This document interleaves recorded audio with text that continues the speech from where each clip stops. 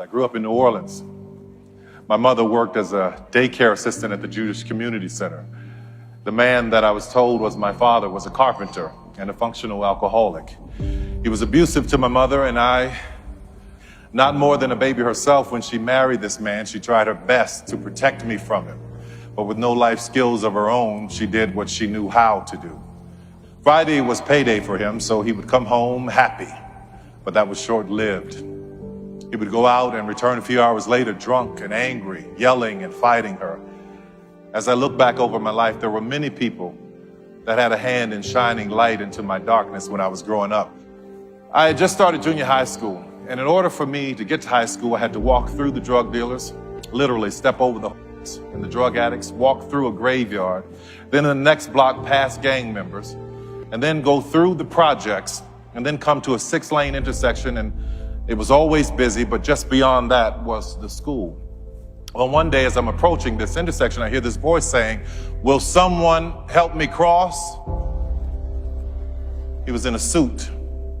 He had a cooler in a hand and a folded lawn chair in one hand and his cane in the other. "Will someone help me cross?" he said. People kept ignoring him, walking past him with their busy lives. We were poor, but we were busy. I don't know why poor people are so busy. I said, "I'll help you," in my 13-year-old changing voice. He said, "Well, thank you, son. May I have your shoulder?" I said, "Yes, sir." He said, "Don't trick me now." I said, "No, sir, I won't."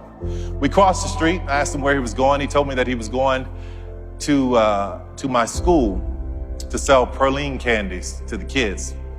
So I helped him to the school, and he said thank you, and he told me that God would bless me for my kindness. He and I became friends. We took that walk every day. I came out of school one afternoon, and there he was sitting outside in that lawn chair selling praline candies, 25 cents. And I saw one of the kids try to buy candy, right? And they gave Mr. Butler $1, and they told him it was a $5 bill.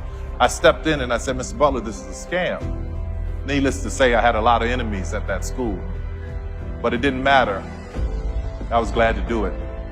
You see, Mr. Butler was one of the first men in my life to see me. And what made it all the more special is that he was blind.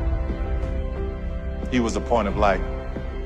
One morning I was late meeting him, and as I walked up to the intersection, I could see Mr. Butler standing there, not saying a word. So I tipped up behind him and I said, "I'm not gonna say anything. I'm just gonna wait to see what happens." He said, "I know you're there, son." I said, "Yes, sir, I am."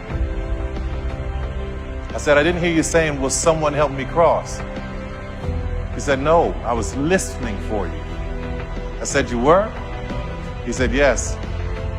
Sometimes in life, son, when you pray and you said all you can say, all you have to do is stand and wait and listen." What a point of light he was. There are many people in this world that are wanting, waiting, saying, asking, begging, hoping. Will someone help me cross?